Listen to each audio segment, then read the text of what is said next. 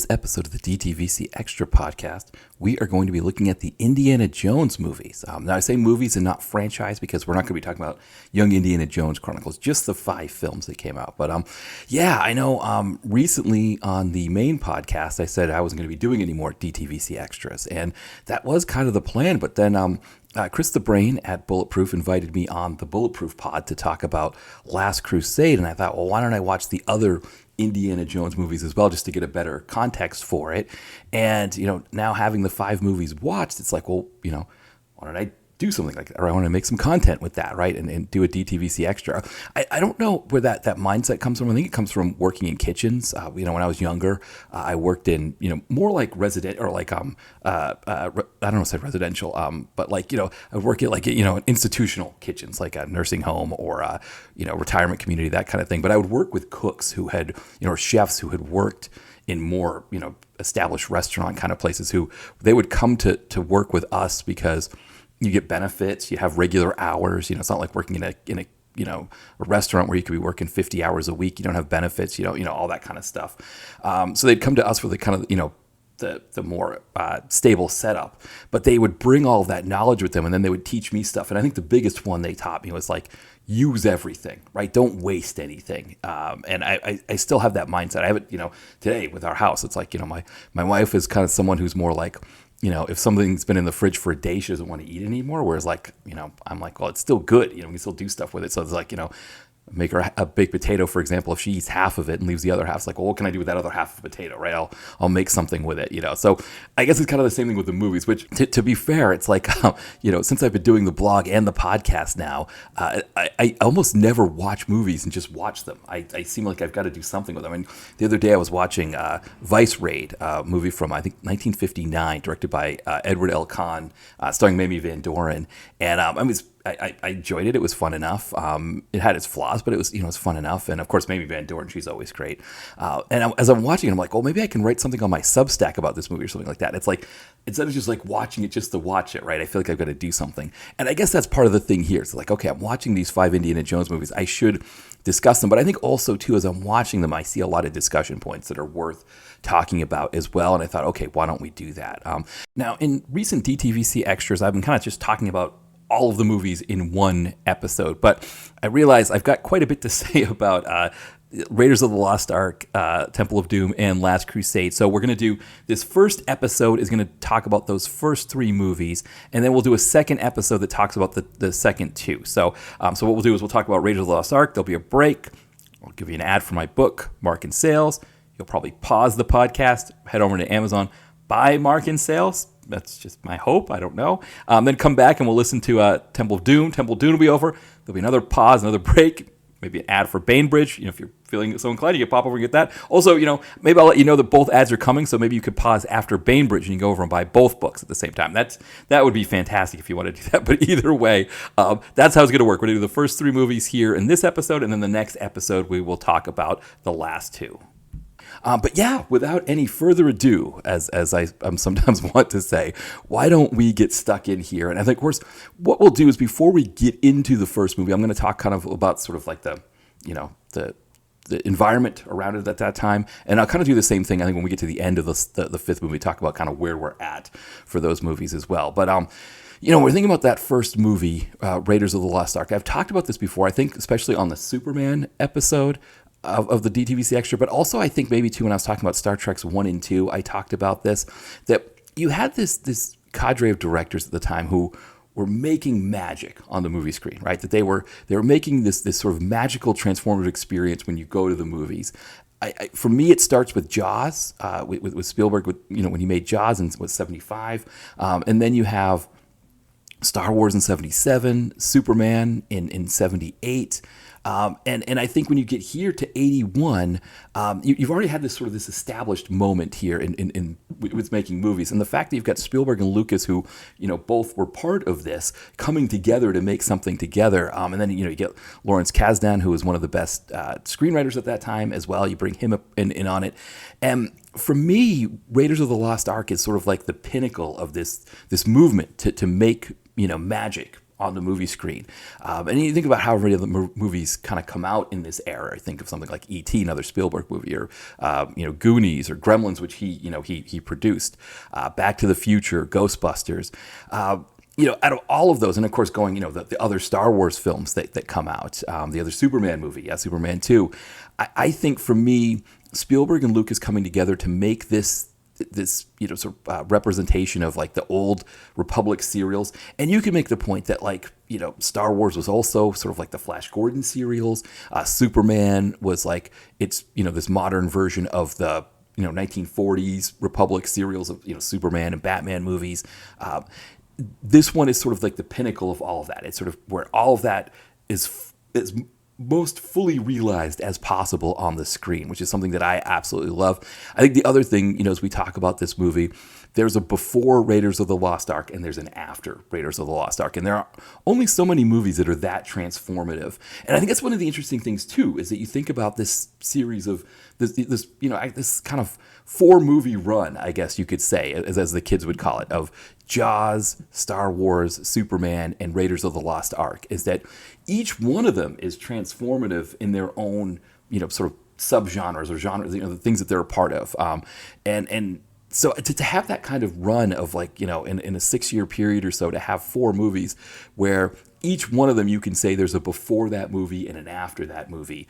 I don't know that we've ever seen anything quite like that in cinema. I'm hard pressed to think about it. I'm sure you could probably go back to 1939 as a year for movies, right? I think you've got Wizard of Oz that year, Gone with the Wind, Stagecoach, Wuthering Heights. I mean, there's a ton of movies that come out in 1939. So there's kind of a before 1939 and an after 1939 in terms of how movies are made and all of that. So you could think of maybe like a 1 year in that situation, whereas this is sort of like a 6-year run of multiple movies.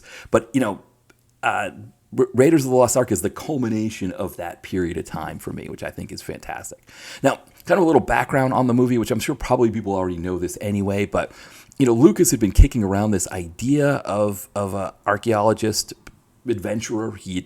There's a colleague that he had worked on it with before, and then sort of after Spielberg does Close Encounters of the Third Kind and Lucas does Star Wars, they're hanging out in Hawaii, kicking around some ideas, and Spielberg's like, I always wanted to make a James Bond kind of movie. And Lucas is like, well, your James Bond idea kind of really fits with this idea I've had of this adventuring archaeologist. And so Indiana Jones is born.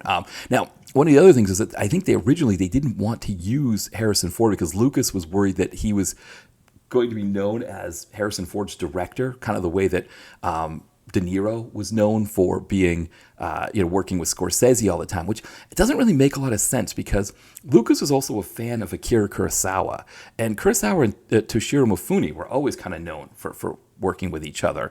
And I don't know that anybody's been like, oh man, yeah, that didn't work out for either of them, right? They worked together a lot. Now, I don't know if he would have been an Ozu fan, but I also think of Setsuko Hara or Chisha Ryu, who were always known for working with him.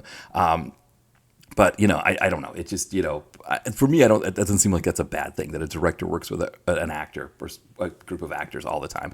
But Lucas had a concern for it, and he didn't want to use Harrison Ford. So the thing about other actors, one idea that they had was Tom Selleck, and I guess he couldn't get away from Magnum to do Indiana Jones. And what an interesting idea that would have been. I want to say Selleck is about 10 years, maybe not quite 10 years younger than Harrison Ford, but he is younger than him. And, thinking of the Magnum energy, from that show, the Selleck energy being in Indiana Jones, it would have felt like a very different kind of set of movies. I don't know. I think they would have still been successful because of everybody else making them. But, and of course, it's hard to imagine now because Harrison Ford is so Indiana Jones that it's hard to imagine anybody else playing him. But that was one of the things. So, but anyway, they did come around to Harrison Ford playing the part. And of course, he hits it out of the park, right? He's as good as you can imagine for that. For me, I was trying to think when I first saw this, and I have a memory of seeing it in school. It would have been like in the early 90s. So I would have been like maybe 5th or 6th grade, something like that. And one of the things that would happen, and I don't know for other people going to school around that time, if you had a similar setup where as you got close to either Christmas break or in Maine, and I think it's the same in Massachusetts and New Hampshire, you have to spring break. So like here in Pennsylvania, all the kids get off for a week in March, whereas in Maine, New Hampshire, Massachusetts, you get a week in February and a week in April. And the funny thing, of course, is New Hampshire, because they always have to be different.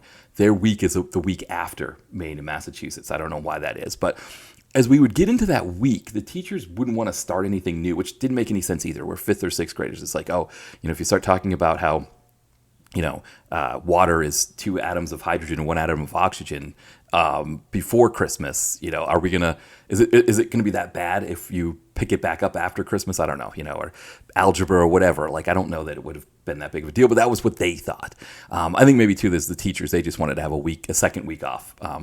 But I think the teachers, I don't know if they hadn't seen Indiana Jones or if they'd seen it and didn't really remember how rough it was, but I have this memory of like watching the beginning of Indiana Jones in school, but not watching the Raiders of the Lost Ark, and not watching the whole thing. And I do wonder if as they were watching it, they were like, boy, this is not meant for, what age I would have been, like 6th grade, maybe something like that, 6th or 7th grade. If they were like, yeah, this is a little old for them. Because it was a hard PG. And as we know from Temple of Doom, that was an even harder PG, which caused them to create a PG-13 rating.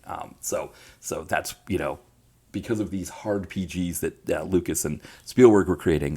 So the other thing, of course, is that was the early 90s. So when I watched it this time for, my appearance on Bulletproof Action, I noticed that Disney was warning us about tobacco depictions.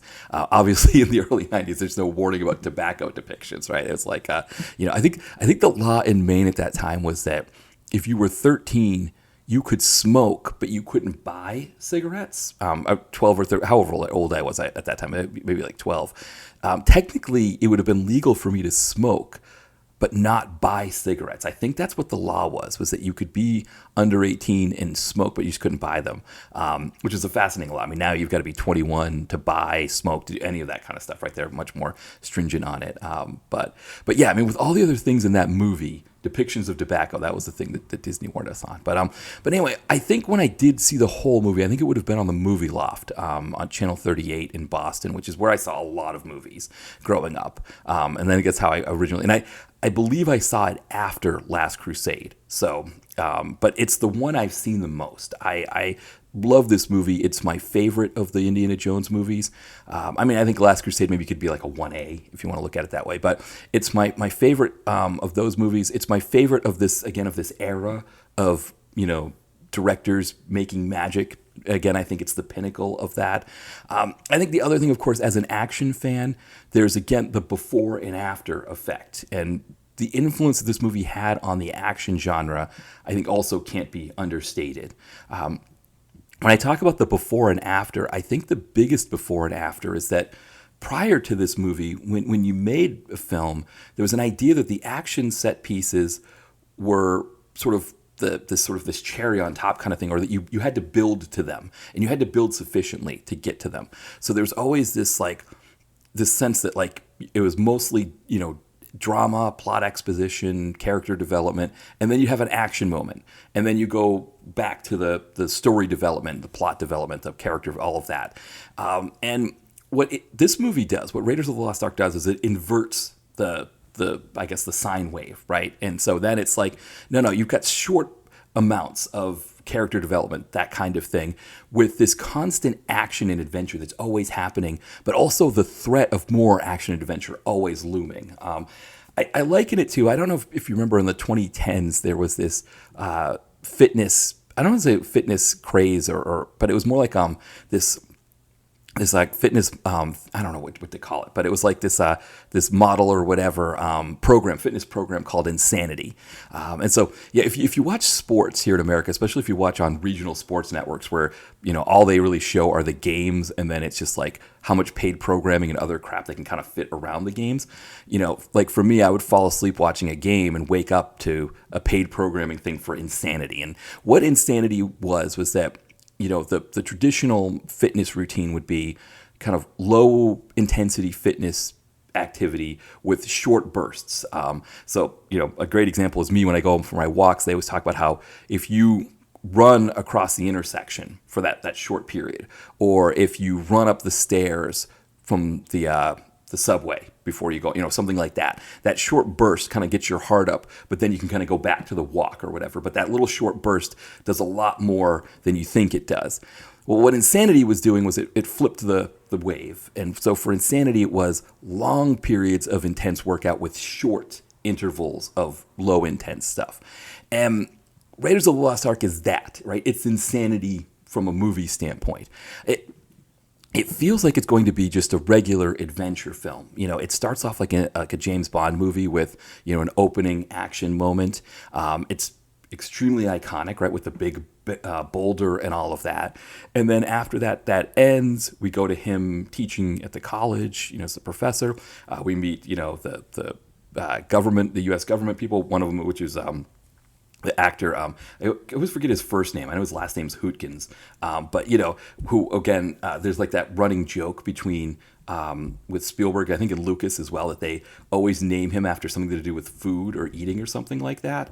William Hootkins is his first name, yeah. But, right, he's Major Eaton in this, right? So, but, you get that moment there where it's kind of like, it feels like it's just going to be like a Bond movie or something like that, where it's like, okay, we get this opening sequence, and then we have probably what is like the longest period of, just sort of plot exposition, conversation, sort of lull. It's the longest lull in the film.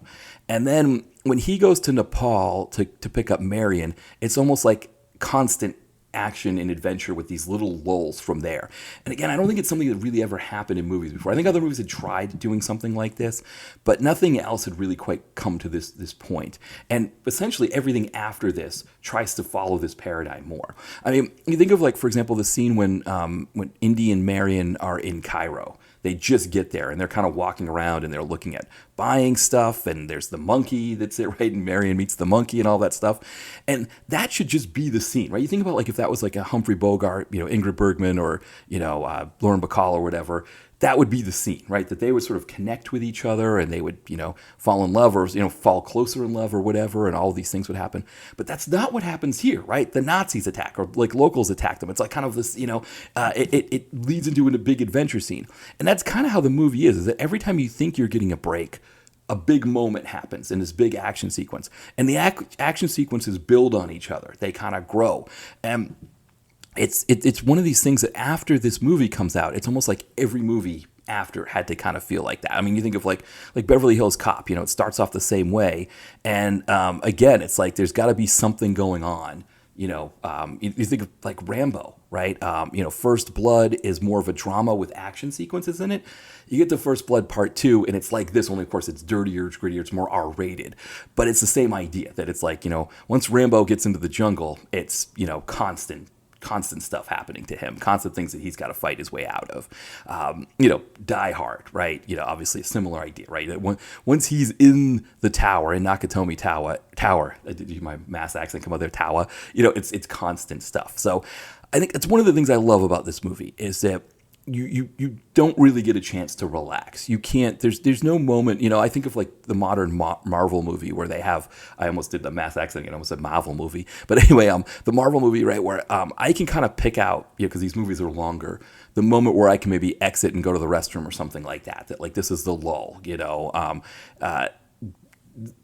Raiders of the Lost Ark doesn't have that. There are no lulls in that movie. Essentially, once, we leave the university, they're just going for it almost the whole time. And it's a constant sense that anything can happen at any moment. And I just love that. I mean, obviously the cast is fantastic as well. Love, Harrison Ford is Indiana Jones. He is Sean Connery in the first James Bond movie, right? He is, when you think of Dr. No and you think of Bond, James Bond, it's like Harrison Ford is that for this role, for Indiana Jones. He's perfect. He's the perfect leading man for this. Everything about that works. I absolutely love that. Karen Allen as Marion. It's interesting, right? Because they go away from her after this film. We don't get her back until the fourth movie. But she's really great here as sort of like the kind of the Spitfire character. I know she had said she didn't like some of the depictions of her character, and that she didn't like that her character was kind of more in it for the money or those kinds of things. But what I love about her character is that she is that Spitfire character from these, these Republic serials.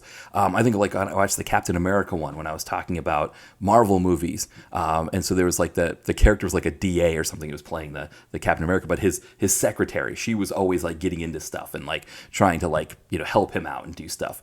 And Karen Allen plays that part. I think she does a really great job in that role. And she's integral to the kind of the film. And we don't really get a character like her again until she comes back in part 4, because you think, we'll talk about the Kate Capshaw character when we talk about Temple of Doom, and we'll talk about, Alison Doody, her character when we get to Last Crusade. They're not like this Karen Allen character here.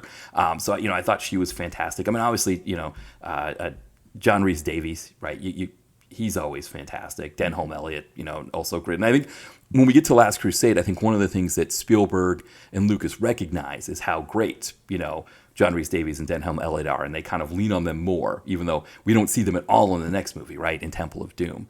Paul Freeman as Balak, who's sort of like this rival character that's like evil and not evil, I thought was really cool too. I mean, we would know him, right? Fans of this site, I think, would know him from Double Team. I think, I don't know. That was the only time I've ever seen him on the big screen, I believe, is when I saw him in Double Team. So, but again, just a great character there as well. So all of this movie really works. Now, I think there are things that you can pick at with this movie as well. I think there are some things that are worth talking about. I mean, the biggest one, of course, is the idea of,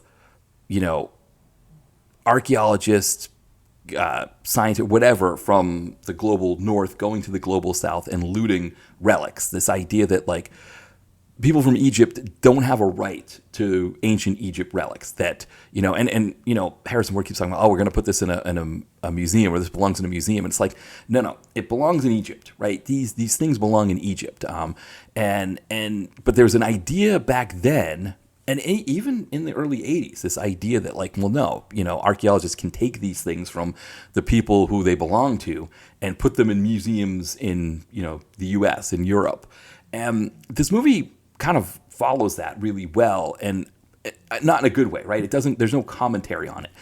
One of the interesting things is I think of one of the descendants of this period of movie making is the Marvel movies. I think that, Kevin Feige grew up with these movies, and he wanted to make the Marvel movies like that. And so you do see this sort of this sense of constant adventure in a lot of the Marvel films. Also, he talked about how he watches Superman before he, starts drafting out what he wants these movies to be. You think of Black Panther, right, where Killmonger goes to a museum in England and says, he finds like a Wakandan relic there and says, this doesn't belong to you, right? And of course they take it. And it's an interesting moment because it's a moment in the film where there's like a gray area for Killmonger, right? And kind of the whole movie has him sort of in this gray area, right, where he's a bad guy, but not always a bad guy, right? There's times where you can sympathize with him, and that's a big part of it, right? This idea that this museum in England has stolen stuff from Africa and is displaying it like they have a right to. And I think that's a big piece of this movie. I mean, I think of all the things that Disney should be warning people about, that's the one. And I'm not saying the movie should be canceled for it or that we need to remove that. I think it's the conversation that should be had, that like this is what white people thought was okay, that we now know isn't okay. And what's interesting, when we get into Crystal Skulls, there's a new version of this sort of colonial attitude towards the global South, right? So we've kind of come along where we're at a point now where we say, okay, you can't just go to Egypt and take all of their ancient artifacts, and you can just like loot tombs or pyramids and just take everything and put them in museums places, right? We've now said, okay, no, those things belong in Egypt. That's part of their history. They should have it. The new thing, of course, is that, well, actually, no, Egyptians didn't build these things, right? Or people in South America didn't build their pyramids or anything like that. It's aliens that came down and did it, right? Because there's no way Egyptian people could have possibly built pyramids on their own, right? That's the new one. And so it's interesting because Crystal Skulls gets into that, and so either way, right? They're bad attitudes, and I think it's important to just call them out and just say, like, listen, when I'm watching it now, it is definitely cringeworthy. I think some of the parts of it were, they're depicted as real, and I don't know if they were if the proper commentary was added to them. Like, for example, John Rhys Davies' character, who's supposed to be, he's Egyptian, and the German, the Nazis that are there at the dig site are ordering him to get them water and stuff like that. I mean, that was a common thing. That was the kind of thing that happened, that the local people that were helping out with the digs and things like that, they weren't always treated well. And I mean, from the German standpoint, we know, like, that was something that was going on even when this movie was being made in the 80s. I think Volkswagen had the plant in Brazil that was using slave labor at that time. And they were interviewing people that ran the plant, like German, Swiss, nationals. And they were like, oh, yeah, these Brazilians, that's how they deserve to be treated. That's how they want to be treated, like, or whatever. And if you ever listen, there's a Behind the Bastards that covers that in more detail. It is some, I don't know, it's pretty nasty stuff. And so this is just, again, another depiction of that. I know my uncle, he was hiking in the Andes and doing like rock climbing, stuff like that. And he said that like the Germans that he traveled with, like that they would like hit the guides and stuff like that. And he would say to them, like, don't do that in front, I don't want you doing that, or whatever. Like, but even then, like, there's still that idea that, my uncle, as an American, a rich American who's going down to hike in these places, that, he's, taking advantage of like the local labor there in a similar way. But still, so that part was a depiction. But again, there isn't a lot of commentary with it. That's like, well, Indiana Jones wouldn't treat them like this. He's still expecting them to like go do work for him and do all the digging and stuff for him too, I guess. So, but anyway, so there's that depiction there. I think the other thing is there's a theme with Lucas and Spielberg when they make movies, is that they don't like animals. And it's interesting because I know Lucas named Indiana Jones after his dog, right? And there's a joke that's made about that in Last Crusade. But I think that's another thing too, is that just because someone likes dogs doesn't mean that they like animals. Sometimes they divorce dogs from other animals, or dogs and cats from other animals. Also, sometimes dog people that consider themselves dog people really don't like dogs necessarily either. They like when dogs are good, right? They like when dogs can be like, this sort of companion, but they don't like to do all the other things that involve dogs, right? Like, for example, I see all the time here in Philly when people walk their dogs, they're on their phone. And it's like, this is the time of day that your dog is out, like being a part of the world. And this is kind of one of the most exciting times of the day for the dog. You could stand to not be on your phone. I know when we had a dog, and our dog, he passed in 2018, but I would take him out 3 times a day for walks. And, early on, I remember like texting my wife and I was like, no, I need to, part of it was he was doing stuff that he shouldn't have been. I wasn't paying attention to what he was doing, which is the other part of it. Like, I go to the bathroom, you don't know where he went to the bathroom if you're on your phone or texting. But the other thing is he deserves my attention, right? He deserves me, my full attention, to be out there present with him while he's enjoying his time, sniffing things, marking things, all the things that dogs do when they're out kind of jaunting around on their walk. And so I think there are people that like the idea of dogs, but, so Lucas could be that. He could be someone who likes the idea of a dog, but when a dog's inconvenient, he's maybe not so much of a fan.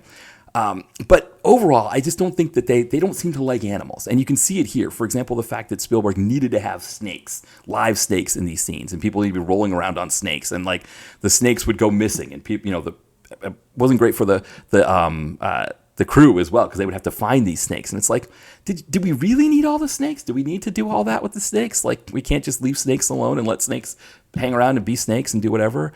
It's the one thing, when you think about this movie and the beautiful effects, and again, they're all practical effects, because this was before there were computer effects. Of all the stuff that I would say that I would rather be done with a computer, it's the snakes. Right? Anything that involves animals, I'd always rather have it be snakes. But the other thing, of course, and this is something that comes up in other movies later, that they kind of bite on this, but the monkey eats the poisoned date and dies. And again, it's like, there are other ways that you could have found out that the date was poisoned, but they're like, no, we got to kill the monkey off. And I guess, obviously, in real life, the monkey didn't die, right? But it's this idea that, like, of all the ways to find out that the dates were poisoned, we're going to kill off the monkey. Now, I remember, was it Guns? I'm trying to remember which Sedaris movie where they do something similar, where they're eating at this cafe, this like I don't know, like a truck stop or like some little restaurant in Louisiana, and like they feed the cat some fish, and then the cat dies, and they're like, oh, and I think it was Sedaris' actual cat that that died as well. But I don't know. For me, it's like, why do we always have to kill animals off? But the thing is, this is a theme that's going to run through these other Indiana Jones movies. They don't really seem, they think it's okay. Animals should just be dying all the time, and they're good with that. So I found that interesting. That's more interesting. I think the snakes thing, and I think Kubrick's daughter actually complained about how the snakes were being treated, which I don't know if that's the same daughter that goes on Alex Jones's show and talks about conspiracy theories and things like that. I don't know if he had more than one daughter, if it is the same daughter. But so I know she was there. I was at Pinewood Studios. I'm not sure where it was that they were shooting, but she complained about that as well. So again, I watch those things and I'm like, just let snakes be snakes. Let them go out and do their own thing and be their own thing. But I guess, again, at that time, it's like, but again, I think this is a mindset too that Spielberg has. It's like, I need to get the shot. I need to make this look the way I want it to look. And I don't care if, Kate Capshaw is covered in bugs and has to take a sedative for it. I don't care if, Indiana Jones or wherever, they're rolling around with snakes, And the other thing, again, is they don't actually set snakes on fire in this movie. I'm assuming they don't in real life, but that is part of the story as well, that, he's just covering snakes in gasoline and setting them on fire, which again, it's like the snakes are down there relaxing. You're invading their space. Leave the snakes alone. You don't need to be setting snakes on fire, but that's, something that happens in the movie. So, I guess for me, the tobacco depictions are like kind of like the least difficult thing. I think like, sorry, my voice there. I think for my parents, like if it was between me going out back and setting snakes on fire or smoking a cigarette, yes, they wouldn't want me to do either of them, but I think between the two, they'd probably be a little bit more okay. Don't set the snakes on fire, or poisoning monkeys, right? I think between poisoning monkeys and smoking cigarettes, they'd probably be more okay with me smoking cigarettes, right? I'm assuming that. Of course, there's other things that happen in this movie that are kind of classic moments, right? Like the guy getting chopped up with the propeller, which, again, no Disney warning about guys being chopped up by propellers, but depictions of tobacco. But anyway, now, again, these are issues that I have with the movie as I'm watching it now. But again, this for me is the pinnacle of this desire to make magic on the screen. This is the most magical of these movies for me, I think. It takes you to this place that you can sit there and I can watch it over and over again. And yes, there are sometimes these moments in the movie that take me out of it because, they're off-putting to me. But the overall film itself is just such a fun adventure, and again, it completely transforms how movies are made. I believe this movie was in the 60s for the top 100, AFI's 100 years, 100 films. That probably sounds about right for it, but I think of the last 50 years of movie making, this has got to be up there as one of the greatest. It is just, I think of my top 10 for the 80s, this is definitely there. I don't know I'm trying to think what my number one would be out of those. I haven't really done that list like I've done my 90s list, but this is definitely there. And it's funny because I think that another movie that I would put in my top 10 of the 80s would be My Dinner with Andre, right? My Dinner with Andre is the complete opposite of this movie. It just shows what you can do with filmmaking if you've got, great filmmakers and they, great story, great acting, all of those things. You can do two movies on the opposite ends of the spectrum and make them both compelling, which I think is fun as well. But yeah, so this thing, the series starts off huge, Raiders of the Lost Ark. And I guess they had signed a deal, Lucas and Spielberg had signed a deal with Paramount to make 5 of these movies. Now, 20th Century Fox actually had first dibs on this movie because, Lucas was working with them for Star Wars, and they didn't see any money in it. And I kind of wonder, is this the start where things start to go bad for Fox? Even though they kind of still have their moments throughout the 80s into the 90s, but, they start making bad decisions. And this might be the first of many bad decisions for them that ultimately lead to their demise. The bad decisions rack up as we get into the 2010s, right? I was talking about that one year where they made the Fantastic Four reboot, Deadpool, and then X-Men Apocalypse, or whatever it was called, Age of Apocalypse. And they put all their money into the Fantastic Four movie and Age of Apocalypse, and those were the two duds, whereas they didn't put as much backing behind Deadpool, and that was their biggest, one of their biggest, most successful movies for them. But obviously that's one I think they wish they would have had back. But the idea was they're going to make 5 of these movies. So, from here, yeah, they were definitely, this was so successful, they knew they were going to jump right back in and make Temple of Doom. So why don't we'll take a break here, and then when we come back, we will talk about Indiana Jones and the Temple of Doom. My newest book, Mark and Sales, is available now, It follows Mark, who, over the last 10 years, has turned himself into the best possible salesperson he can be. And in that time, he's made his family rich selling cut-rate health insurance to companies that are either looking to save a few bucks or don't know any better. The problem is, he's missed out on the lives of his wife and kids, and the employees of those companies he's sold insurance to now have to deal with higher medical bills and the loss of previously covered providers. As Mark comes to understand the reality of the product he's selling and the toll his long hours at work have taken on his relationship with his family, his company gives him the promotion he's always wanted. Can he now throw away everything he's worked so hard for to make a career change? Mark in Sales takes place in the same world as Chad in Accounting and explores what it means to be an adult in modern society, from family and career obligations to making sense of a changing world as time passes more quickly. You can get it on Amazon and Kindle, Kindle Unlimited, and in paperback. The link is in the podcast description. All right, we are back, and now we're going to get stuck in on Indiana Jones and the Temple of Doom. So, one of the things I discovered as I was watching these movies for my appearance on the Bulletproof Pod was that I actually hadn't watched Indiana Jones and the Temple of Doom before, and I always thought that I had, and I was trying to sort of piece together where that came from, where this idea came from that I thought I had seen it. Because I remembered the beginning. I mean, all of that opening sequence there in Shanghai, where he's getting whatever it was that he's giving the vial to Roy Chow, who plays Lao Chi, or Lao Che. I remember that moment. I remember, when Short and Round picks them up in the car, and he's got the block of wood on the pedal so he can push down the pedal. I remembered all of that. And in my head, I thought, well, maybe I saw it on the movie loft, like I was talking about with Raiders of the Lost Ark, that would have been on, and I may have fallen asleep while I was watching it, or maybe even turned it off, or something like that. But it still didn't quite make sense because I wouldn't have thought that I had seen it. And what I think happened was, and I'm kind of actually remembering this a little bit better. It's still kind of a hazy memory, but when I was in college at the University of Maine, there was a campus movie channel, and it would show.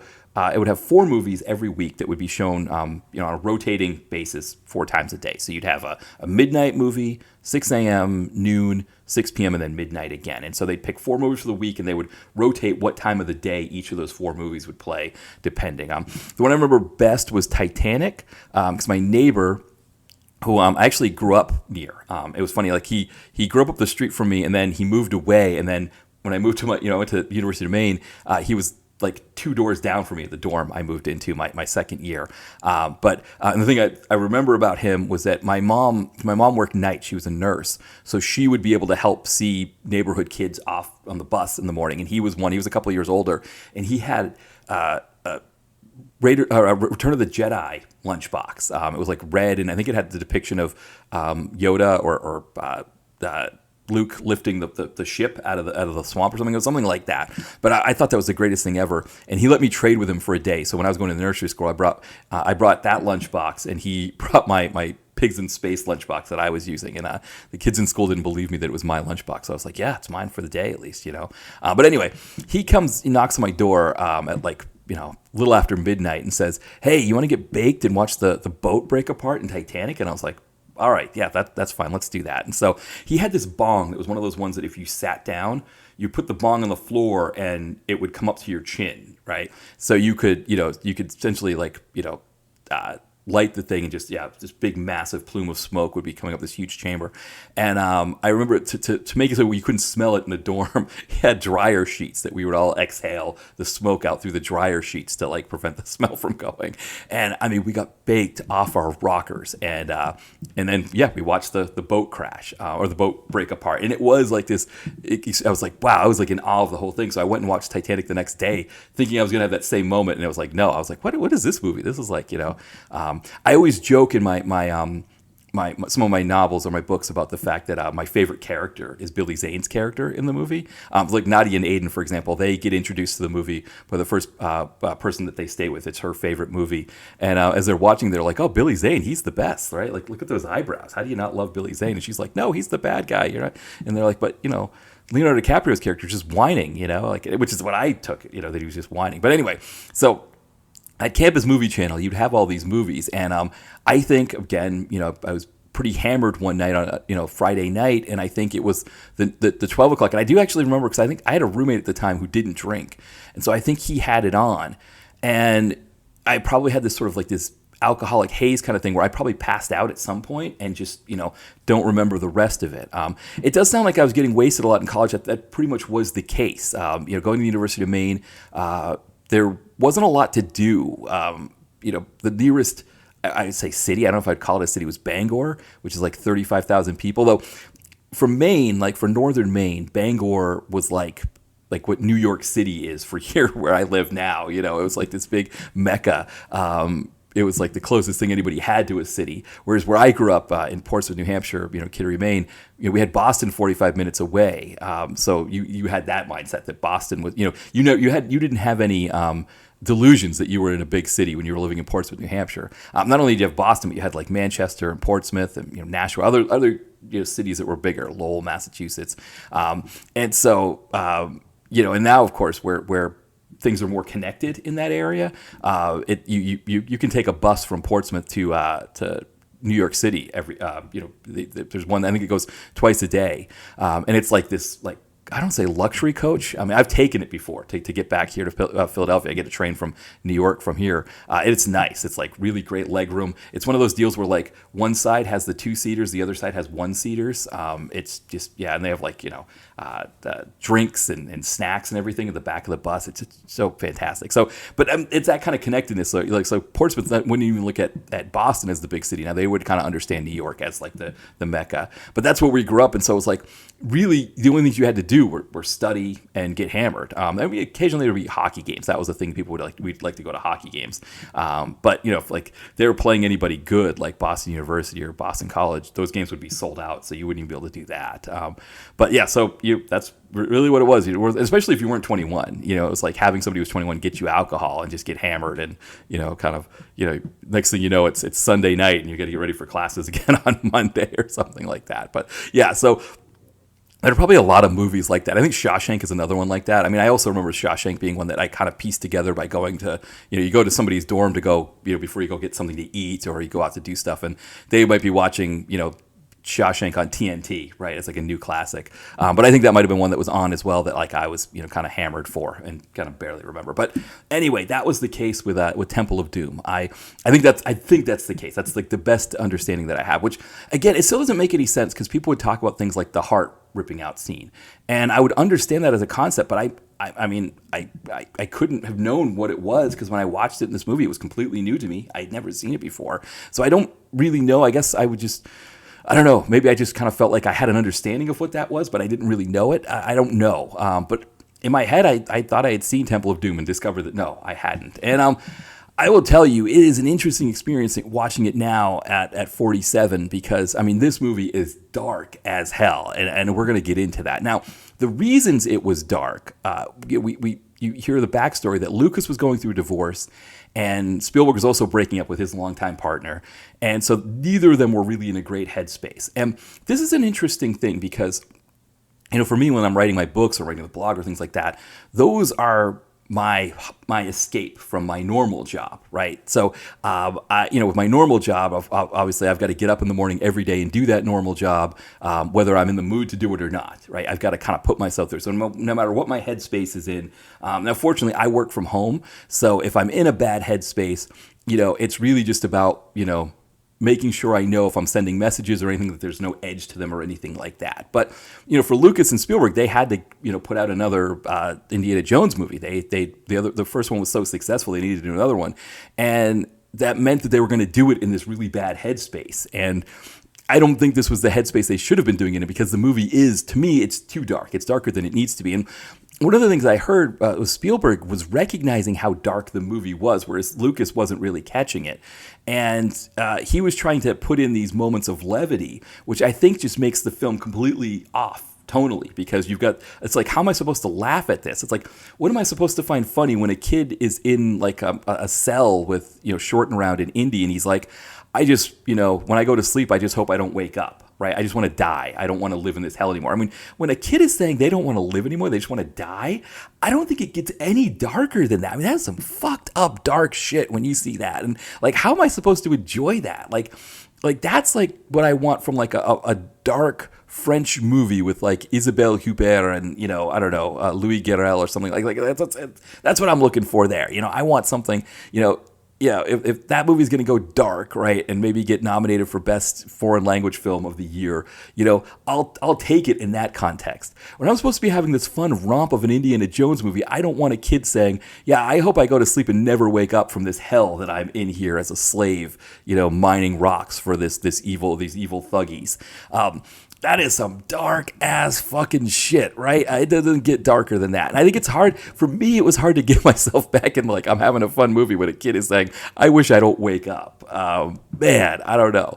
But, so they're in that dark headspace. And again, like, Spielberg's trying to lighten it up. Lawrence Kasdan said, "I want nothing to do with making this movie," based on where he saw them going with it. Now, a few other pieces of this that I think are informed by this headspace. Kate Capshaw, right? She took a lot of heat for her performance in this.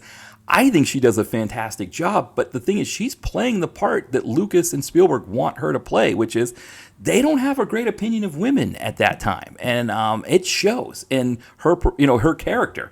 All of the worst stereotypes about women, and they try to redeem her at the end, but it's like you're seeing all these horrible stereotypes about women. Like she's only cares about money, only cares about herself, that she's vain, and they're like putting her through the ringer, like, oh, here's this vain woman on an elephant, and she's getting dumped off the elephant. More on Spielberg not liking animals, right? That you got to have chained up elephants driving people, riding people around. That's a lot of fun too. But it's kind of all the worst stuff. Let's just put a bunch of bugs on her, and Kate Capshaw said she had to take sedatives to be able to handle that scene of having these, I don't know, like thousands, I think it was like 1,000 or 2,000 bugs. They just put a whole bunch of bugs on her, and she's just covered in all these bugs. And it's like why are you putting anybody through that? Like, is the scene really worth it to put somebody through that? But and to Kate Capshaw's credit, she didn't mind that much because her and Spielberg got married, right? They're still married. So I guess there's that. Now Lucas's opinion of women, I think you could draw a line in that like he, you could make a case that like maybe Princess Leia is a stronger character, or like the Padme character, but there's also like threads of kind of how he sees women in some of these movies that isn't always the best. And one of the things I forgot to mention about Raiders of the Lost Ark was that his original idea was that Marion's character was supposed to have had an affair with Indiana Jones when she was 15 and he was like 30 or something, or 25 or something. That's just gross, right? That's just, I don't, people want to say, well, maybe it was different in the 1980s. No, 15 was still 15, whether you were in the 1980s or, that's just weird that he was thinking that was the idea that he wanted to have for that movie. Now, I could see it maybe as like Indiana Jones's character had had the relationship with her father, the working relationship. She's there as a 15-year-old and she has a crush on him, and then he leaves and it devastates her that, as a kid, as a 15-year-old. But maybe now that she's in her 20s, she recognizes like, yeah, he was right to not do anything with me. But no, they're making it sound like he hooked up with her when she was 15. That was the idea. Now, when the movie, is made, like in my head, when I was watching the movie, I thought that she would have been in her early 20s, which isn't great necessarily with the age difference, but early 20s is better than 15. But no, I read that was like what the idea was. That was what Lucas wanted, was for, her to be 15 and have an affair with a guy who was like in his 20s like that. Weird shit. And so that kind of informs maybe too about like, if he's in this dark place where he's getting the divorce and he probably doesn't have this great opinion of women, he's going to put all of that into the Kate Capshaw character, and it comes through, right? It comes out. And it's hard to watch at times, when she's screaming and, the whole thing with the bugs where like there's that moment where they're stuck in this room that's like it's collapsing on them, and, they're trying to get her to like pull this thing or whatever, and she's grossed out and she's screaming about it, and they're like, just pull the damn thing or we're gonna get crushed, and she's it's all really hard to watch. At least it was hard for me to watch. And when we get to some of the nice scenes, like, or the fun scenes, like the mine shaft chase and stuff like that, yeah, those things are nice, but I just, for me, I was taken out of it by the other pieces. Now, of course, the other big elephant in the room, again, not talking about the way they were shooting animals yet, we'll talk about that right in a bit, again, that through line of how Spielberg and Lucas don't like animals. That definitely comes up in part with the elephants, but with other animals as well. But the other elephant in the room is the racism in this film. And, we talked about it a little bit in the previous movie, but this is much more blatant. It was so bad to the point that India didn't want to let them shoot, or India didn't let them shoot the movie there. They had to go to Sri Lanka to shoot it. Now, the lead baddie, Amrish Puri, who played Mola Ram, he said that the racism is kind of overblown. That in a sense that he took it as the Indian characters in the movie were playing up these stereotypes to essentially give the colonialist, or there's like that sort of that colonial local colonel or whatever who's there. They're sort of giving him what he wants or what he thinks is supposed to be, or captain. He was a colonial captain in the military, but they're giving him what he thinks they are. And they're playing it up as a way to sort of be like, yes, we're these savages that you're controlling. When while they're pretending to be these savages who eat bugs and baboon brains and things like that, down below they're doing these rituals where they're going to try to take over the world, right? I would believe that, except for the fact that Lucas said no, that he thought that Indian people ate bugs and baboon brains, that he only discovered later what Indian food was. And again, they don't make it clear enough. I think they could have made it clear where, like, instead of it's Indiana Jones finding fruit to give to Kate Capshaw so she could actually eat something, it would have been interesting if it was, maybe not Mola Ram, but maybe Chatar Lal, played by Roshan Seth. Like maybe his character, they see him, eating like, legitimate Indian dishes that that we could get today at an Indian restaurant. Now, to be fair too, I think Indian restaurants weren't as prevalent, I don't think, at that time. I don't know about L.A. I know where I grew up. I think the first one opened in like the early 90s. So it would have been like about 10 years after this. There was one in one of the neighboring towns to where I grew up. They had one. And then the one opened in Portsmouth, New Hampshire in the mid-90s. And I remember a friend of ours took us there. And we were all high school kids, and he was like he was like a year out of high school or something like that. But he had a job and stuff, and he like takes us there, and it's like, we can't afford this restaurant. Like, what are we doing here eating, But I that was my introduction to Indian food, and I absolutely loved it, and I still love it, and actually, in Bangor, they had a really nice Pakistani restaurant that we would go to. So, so there was definitely, ways to get that. But, so I don't know if maybe he said when he was finally introduced to Indian food, he was like, oh, I wish I had incorporated that in the film more. I think it would have been better to, like, if you're going to do it, like we're playing it up for the colonial people. I mean, one, why are people eating the bugs or the baboons' brains, right? Maybe it's better to, like, pretend that they're eating them, but not actually eat them, and then, like maybe like feeding them to an animal that's hanging around nearby while they're, afterwards, Indy stumbles upon like this actual beautiful like Indian food dinner where everybody's laughing at the colonial people, laughing at all the white people and eating a really nice meal. That would have been a really great piece that you could add in there, and it wouldn't have felt like this kind of this racistness. Also, the white savior element. Obviously, that's a legitimate criticism. I think an easy way to mitigate that would have been to just, plenty of Bollywood leading men who could have been a character that kind of plays off of Indy and helps him in this movie, that you could have really mitigated the that element of it for sure. The other thing that you get in this, and this is another theme that you get in the Indiana Jones movies, is this idea that like somebody who's not white, or who's like local to that area, whether they're Indian or one of the local Arabs, or it's in South America and it's somebody local in the South America region, they are sacrificed to show us how bad the booby trap is or whatever peril is. It's like, okay, let's have the Arab person in Last Crusade come in and get their head chopped off, right? So then when the white people have to go through it, we see the peril. And yes, that is something that was done in these movies in the 30s and 40s because that's how they did them. There's really no sense when they do them now, when Spielberg and Lucas do them now, that there's like any kind of commentary associated with it, right? It's just more like they're just doing it because they think they have to do it. So for me, I think, again, it's not always a good look. And they do it here, right, in a really dark and rough way. So the darkest moment, again, is the kid in the cell saying, I wish I just die. I want, I think he talks about one of the gods to just take his life, just take him. That's as dark as it gets. You're not going to get any darker than that. But I think the other one is when they sacrifice the guy, right? The Indian guy who gets put in this like cage thing, where it's not even like it's like some kind of thing where it's like he's like the cage is on either side of you, like you're like kind of pressed up against this thing, and he's like lowered into this lava pit and it burned alive after he has his heart ripped out by Mola Ram, right? And it would have been nice if maybe he died when the heart was ripped out and then they lowered him down so he doesn't have to burn alive. really dark, nasty shit. And it's like, wow, that's what we're doing here. This is a PG movie as well, but it's like, man, they weren't messing around. Like, it's one thing, like, if Nazis are fighting Indiana Jones, he kicks one over a thing and they fall into a volcano and die. But I mean, this guy is like, he's getting put into this cage thing and he's like saying prayers and chanting and stuff because he knows like what's about to happen to him. This is some dark ass shit. And it's like, man, I don't know if I want this in my fun Indiana Jones romp movie. It's like, it's hard for it to be a fun romp when that shit's happening. It gets there, man. I don't know. So you got that as well.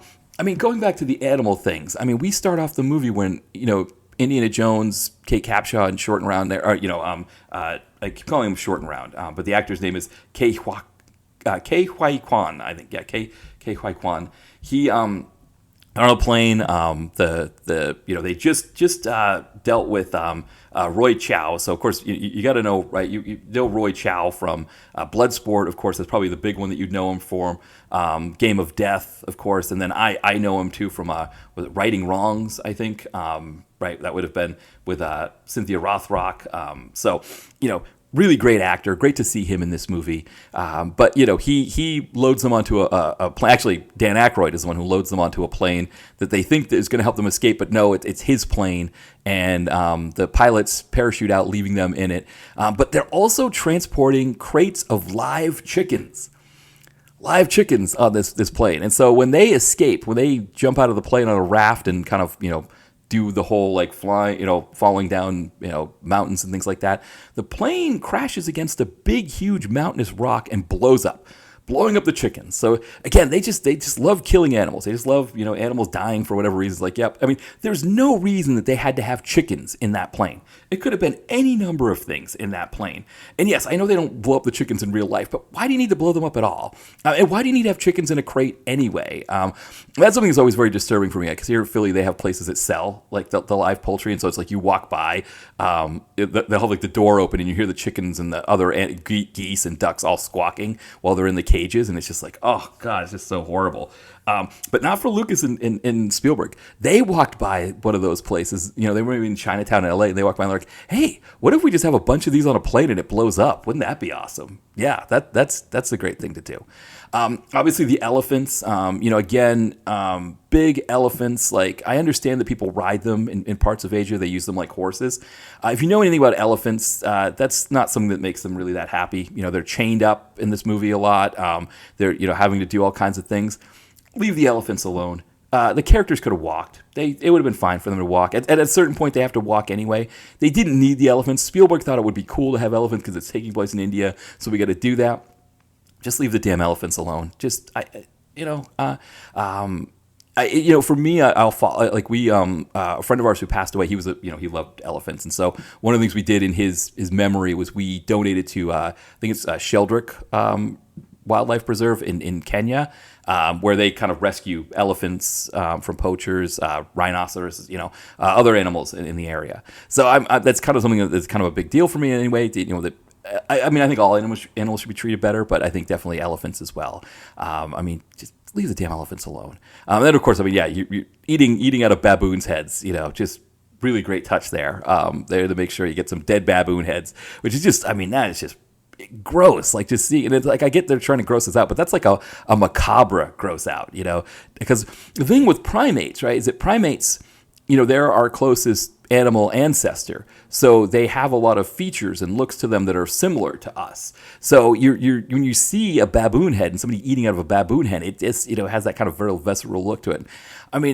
It's dark, right? And I guess if you're watching a horror movie, maybe you accept that thing a little bit better. Whereas your fun Indiana Jones romp, it's like, man, that's some rough stuff. But yeah, now I don't know where I put this movie in terms of definitely, again, the 1 and 3 for me, those are 1 and 1A, right? And when we talk about Raiders of the Lost Ark in a bit, that's definitely the case.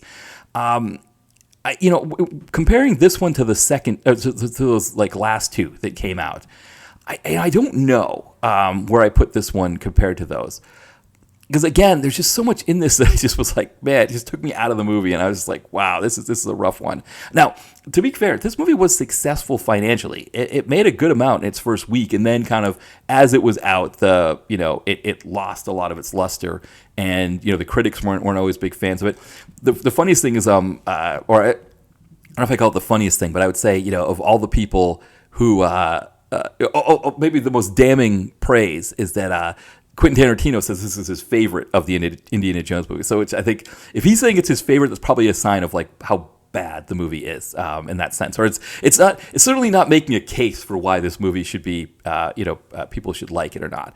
Now, I know a lot of people do still like this movie. I think a lot of people also have kind of come around on the movie some. That's the kind of thing that happens too, right? There's this sort of this new take on old movies kind of thing, or I'm going to make a case for the movie kind of thing. And that kind of thing happens a lot nowadays. And so I think people are now making the case for Temple of Doom. That's fine. People can make the case all they want. They can say they like this all they want. They can like this. That's their prerogative. For me, I had trouble with it. I was like, man, this thing is rough. But the thing is, it starts out pretty great.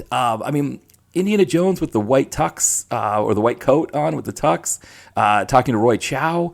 That's some fun stuff. Now, you kind of have the ballroom blitz thing, and then like the whole MacGuffin thing goes on a little bit long, where it's like the kicking of the vial, kicking of the diamond. Again, it's setting up Kate Capshaw to be this horrible, stereotype of, all these sort of bad female tropes. And we get introduced to them when we get introduced to her. And, again, I think there's sort of that infamous Tonight Show appearance she did for this movie where Siskel and Ebert come on and they're talking about how horrible she was, and she's like, I'm sitting right here, guys, Again, I don't think she does a bad performance here. I think she's playing the part that she was given. She's playing it exactly the way they wanted her to play the part. I mean, I'm sure Lucas and Spielberg watched her performing the way she was and thought, this is fantastic. Lucas is like, this is exactly what I think of women at this moment, and so to that point, it kind of works there. So I don't know. Now, one of the things I should probably talk about here is the Short and Round character,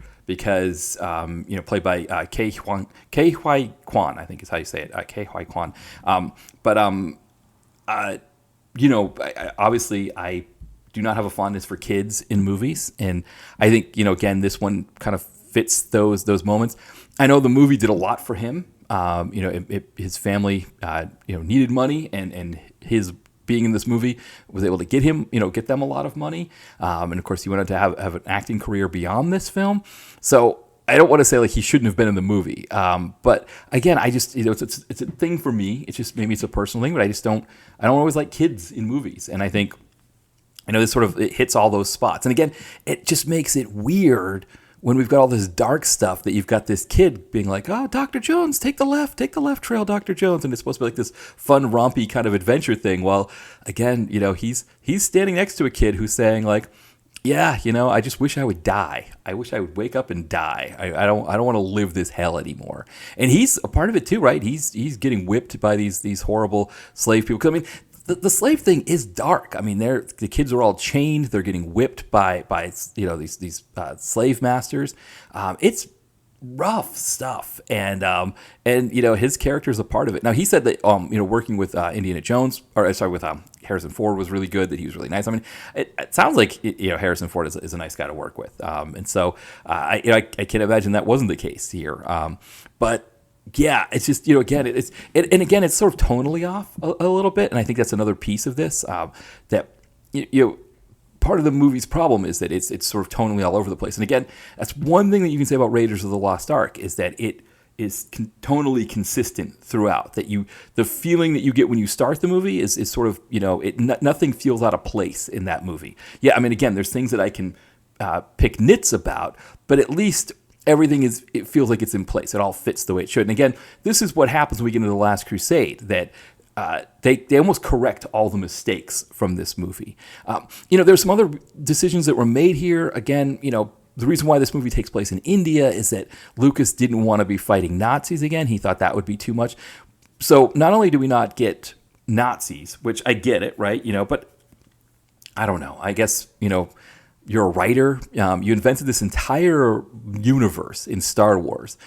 You were able to create all these characters, all of these things. You couldn't have come up with another baddie group that doesn't have to be Nazis. It could have been any number of things. It could have been an underground criminal syndicate. It could have been those were your only options, were Nazis or thuggies in India. You could have come up with something else. But and I think that would have been interesting too if you would have had maybe white colonial, like a British colonial organization that was doing something nefarious, and he had to contend with them. I think that would have worked out. Maybe that would have made more sense, or would have come off better, perhaps. I don't know. So that was one of the reasons. That's why they wanted to have this take place in India, was that they didn't want to be fighting Nazis again. They want to make it a prequel as well, so he wouldn't, because if you do it after Raiders of the Lost Ark, Nazis are the only villains you can really use. So he wanted to, which again, I don't know that that's true. Again, you can always make up other villains. But anyway, that was the mindset. But the problem with it being a prequel as well is that you lose all of these great characters that we grew to love from the first movie. So we don't have Jonathan Rhys-Davies' character. We don't have Denholm Elliott. We don't have Karen Allen. They're all missing from this movie. And I think that was another problem with this film, is that everybody that we grew to love, the only one we get, again, is Indiana Jones. Nobody else is in this from that one. Now, if I'm Karen Allen, I'm probably watching the way Kate Capshaw's character was portrayed in this film, or the way that they wrote her character and all that, and probably thinking like, yeah, it's probably better off, right, that I wasn't in this one, because but yes, I think that's another problem with this movie, is that you introduce us to all of these great characters and then you don't bring a single one back for the second movie. You're almost starting over with this one, and in a way it makes it feel like it's out of place in that sense, that it's almost like an Indian. It's almost like now, right, with the way they make movies now, where it's like a such and such saga, right, or a such and such movie. It's like the Fast and Furious movies, where they do the Hobbs and Shaw kind of breakout film that's sort of just off to the side and do it its own thing. It's a completely different concept, and that's kind of what this movie feels. And I don't think it's what you want for a sequel, right? You want the sequel to sort of build the momentum and keep it going. And it's common for sequels to be bad. I think that's we see that a lot. That it's like the first movie was successful, the second one doesn't work out. The only thing is they had signed a 5-movie deal with this, so they knew they were going to be making a second movie. And to kind of come into it, and I think Lucas said that he had ideas for 5 movies, and he didn't. He just only had ideas for the first movie. So they were kind of stuck having to make this movie, and the problem I think they couldn't have foreseen when they made Raiders of the Lost Ark and they signed on to the 5-picture deal was that their lives would be in this upheaval, that they would be writing it at a time when they weren't in the headspace that they should have been in to write something like this. And so then you get something that's pretty much sauteed in wrong sauce, at least from my standpoint. Again, I know there are people who like this movie. I know there are people who think it's not that bad too as well. And again, I think everybody's entitled to that opinion. I'm not somebody who's saying that I'm right and you're wrong. I'm just saying how this movie landed for me, what this movie made me feel when I was watching it. And yeah, I don't know. I mean, yes, there are things of it that I liked. Again, I liked Indiana Jones and the tux with the white coat. I liked the mine chase sequence. But, overall, I mean, and I guess like the bridge moment, that's kind of a big one when they're on the big rope bridge there and it falls. I mean, that was some really great stuff there. I mean, that's the stuff that I want from Indiana Jones. That's what I was going into the movie looking for, was that kind of thing. And instead I got like bugs, and I got racism, and I got, bad tropes about women in Kate Capshaw's character. I got kids wishing they would die, wishing that they couldn't, they couldn't go on living because their lives were such hell. That's what I got instead, and it just wasn't that great for me. Anyway, so why don't we take another break, and then when we come back, we'll finish this episode by talking about Last Crusade. It's the early 90s in LA. The war on drugs is raging, and Detective John Bainbridge is the LAPD's secret weapon against crime. Former Special Forces in Nam, he's a cop on the edge. When he and his partner Geary uncover a potential human trafficking ring, it doesn't take long before John Bainbridge realizes this thing goes all the way to the top, which doesn't scare him. That just means they'll fall that much harder when he takes them down. Part send-up and part love letter to early 90s action films, Bainbridge will take you back to the golden days of Canon, PM Entertainment, and AIP. You can get it in paperback or on Kindle and Kindle Unlimited from Amazon. Follow the link in the podcast description. All right, we are back, and now we're going to finish this episode by looking at Last Crusade. And so, of course, this was the movie that was the impetus for this whole thing, going on the Bulletproof podcast to talk about this film. And so I'm going to kind of keep it strictly to my thoughts on it, and also I don't, maybe kind of put it in the context of the greater series more, just because, that episode that I did with them, that really covers it completely. And I think everybody does a really great job talking about it there. And, I always talk about the bulletproof treatment, movie getting the bulletproof treatment. And this was kind of a unique version of the bulletproof treatment because it was just us sort of extolling the virtues of a movie that really worked for us. I mean, yes, there's a lot of joking around and stuff that goes along with it as well. But, we were talking about this movie being a perfect movie. And I think it definitely fits that category. There really isn't a moment that's out of place. I mean, again, the treatment of animals thing comes into it again because, again, Spielberg and Lucas do not like animals for whatever reason. They just want to kill them in various ways, and that does come up. It rears its head in here again. But I think if you were coming off of, I don't know why it's called Temple of Doom a failure, but coming off a lackluster performance in Temple of Doom. And I think whether you like Temple of Doom or not, the movie itself was seen as a lackluster performance. I think if, coming off of that, you got to come hard for the third movie. And one of the things we talked about on that episode is how many film series are there where the third movie is so much better than the second movie. And in some cases, people think the third movie is better than the first movie. I was trying to think how many movie series have such a great third movie. It's interesting because the Fast and Furious movies, it's the fifth movie that really, it's almost like there's like two series, right? There's, movies 1, 2, and 3, right? Which are kind of like this early sort of iteration of like just racing movies and undercover crime stuff.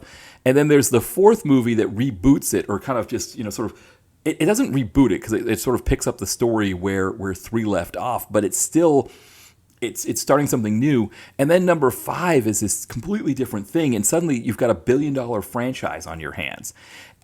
So that's, Fast and the Furious series is unique in that sense that, number 5 almost starts a whole new direction for the movies, and they suddenly become more like Indiana Jones movies in a way, right?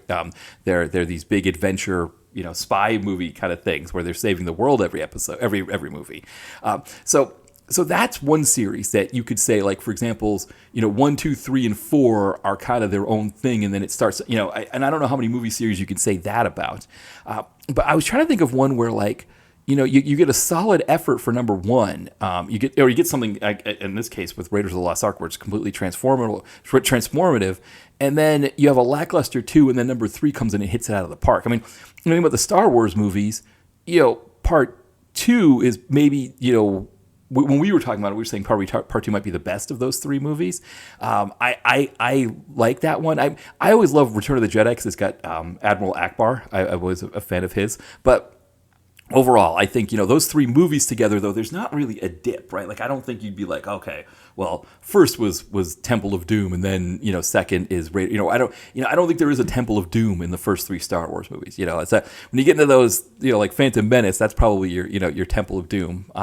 Only it goes in a completely other direction, right? It's instead of being really dark, it's like, syrupy, saccharine sweet kind of thing. But either way, I don't know that there is a series like that. I mean, think of the Godfather series, right? Where it's, probably part 2 might be one of the best part 2s of all time. And then part 3 is just whatever part 3 was. So in that case, right, part 3 doesn't really, add anything to the film, or doesn't, isn't great. The Back to the Future movies, right? Part 2 isn't as good as part 1. At least I don't think, Ghostbusters, right? Part 2 isn't as good as part 1. I was trying to think of a series. I mean, Rambo, right? But see, Rambo, you wouldn't say that part 3 is better than part 2. Part 2 is the one where it takes it in this completely different direction, and it's kind of a, a real standout.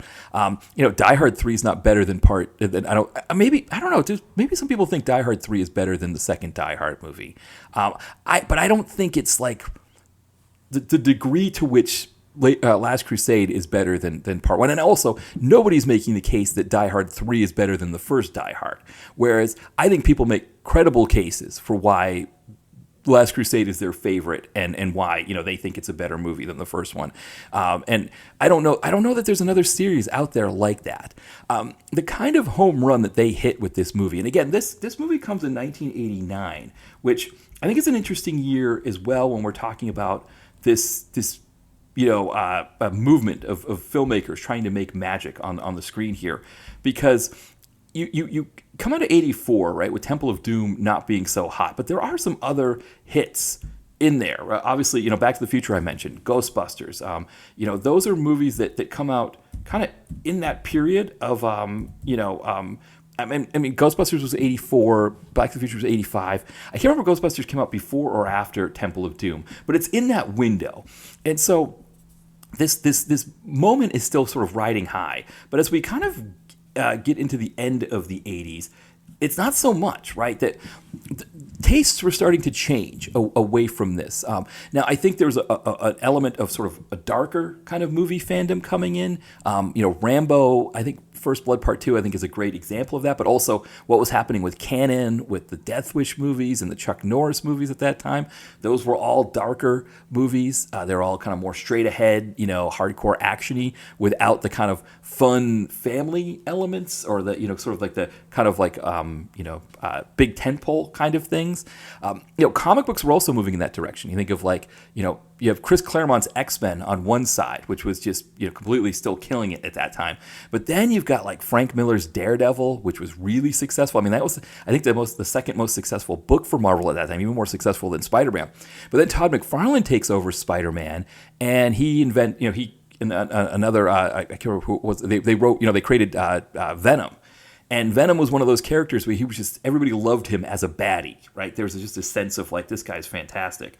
And similar to Deadpool, when Deadpool's created by Fabian Nicieza and Rob Liefeld, about a year or two after that, like 89, I think, something like that.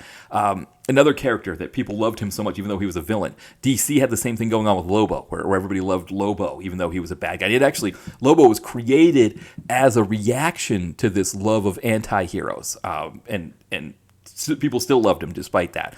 Punisher is a similar thing, right? Punisher becomes really popular with Marvel Comics at that time. So there was this darker backlash to the ETs and the Back to the Futures and that kind of thing that was building momentum as the 80s go on. And I think it culminates in 89 with the new Batman movie. And so what's interesting is you've got the new Batman movie that, again, comes out, in it's like a little bit after this movie, Last Crusade. And so I was trying to think, like, kind of looking at it from that standpoint there, where you had this window of time where 84, you get Temple of Doom, not so hot, but you also get Ghostbusters, which is still popular. You get Back to the Future in 85, again, so you're still kind of building on this momentum that created the late 70s, early 80s. But then at the same time, you get, First Blood Part 2 in 84.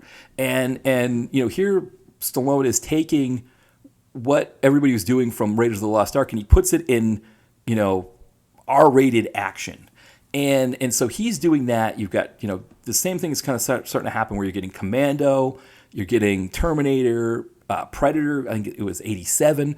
So there's this groundswell of this sort of darker action that's using the pieces of Raiders of the Lost Ark in terms of the filmmaking mold of, more and more moments of action and less, talking, or, and then like the talking is just a break between the moments of high action kind of thing.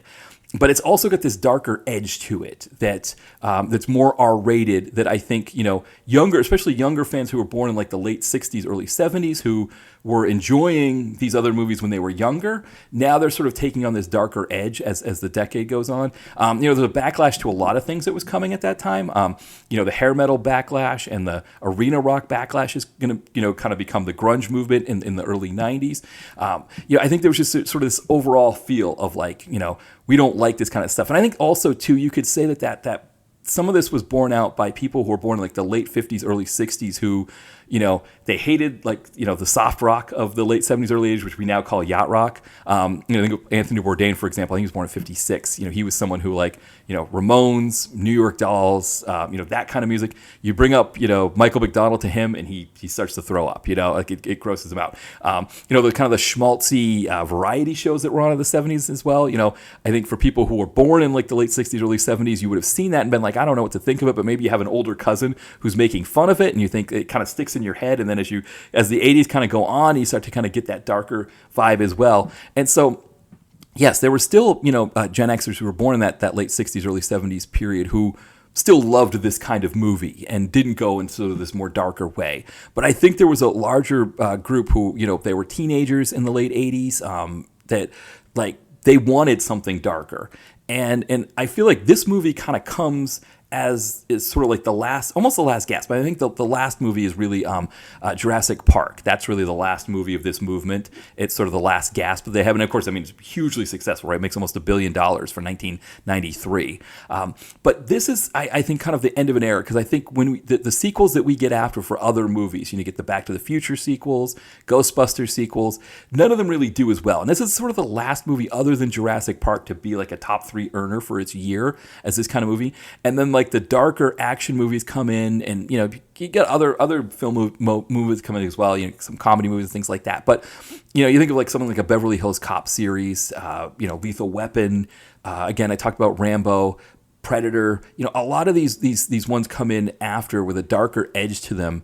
And of course Batman is the one that really leads we'd seen like Rambo before that, we'd seen Cannon doing stuff before that, but when Batman comes out and it's so successful, it's interesting that you get this for me, it's sort of the last of these movies, but second to last of these movies, you get like sort of the last gasp is Jurassic Park in 93. But you get like kind of the first really big one of these, it's Batman, the kind of the, where it was like, where this stuff was everywhere, I think. Batman is kind of transformative in the way that Raiders of the Lost Ark is, in that it changed how, people did comic book movies, before Batman, there was a sense that when you made a comic book movie, it needed to be like Superman. It needed to be like this kind of movie, like what we're going to be talking about with Indiana Jones and the Last Crusade. And Batman comes along and says, no, we don't really need to do it that way. And so then you get other ones later. You get things like Blade.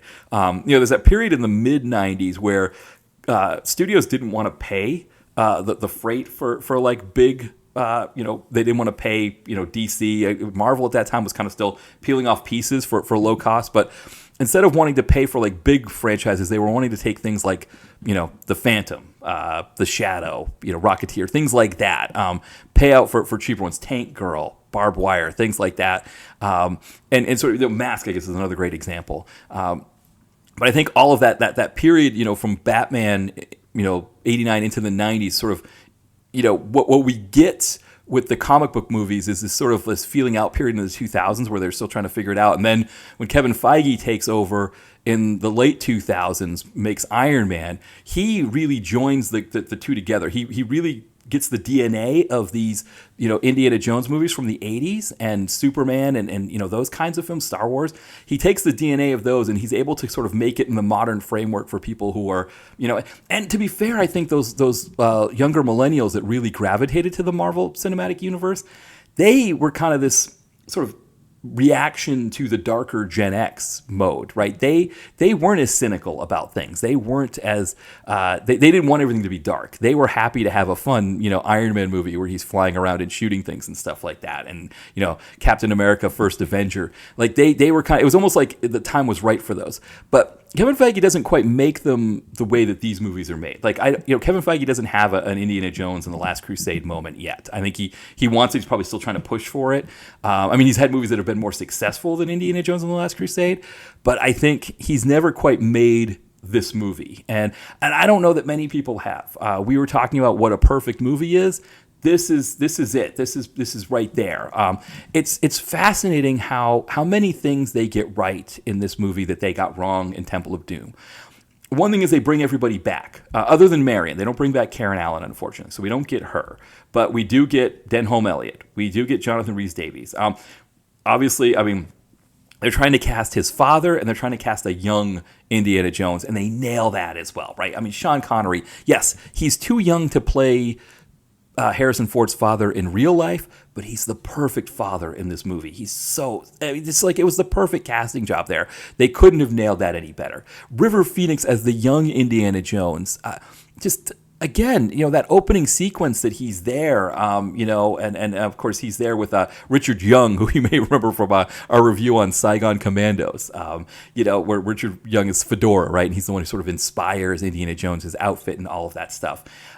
It's just like they're just constantly casting perfectly. I mean, Alison Doody, and I talked about this on the podcast, on the Bulletproof podcast, how she feels like she would have been a guest on a Hogan's Heroes episode. It's like the perfect sort of like Nazi femme fatale kind of character.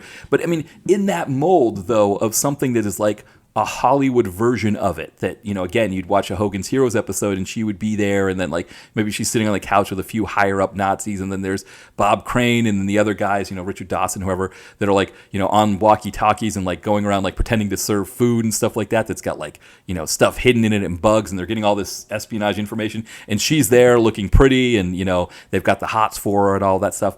It all fits so perfectly.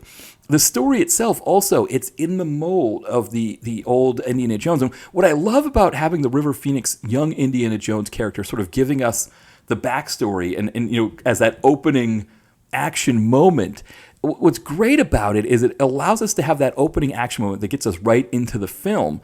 But it doesn't have to involve Harrison Ford's older, and it's like a way to do it without having to have something that sort of affects the story in quite the same way. So that was a genius move on their part. And then, again, we're getting right into the action almost right away.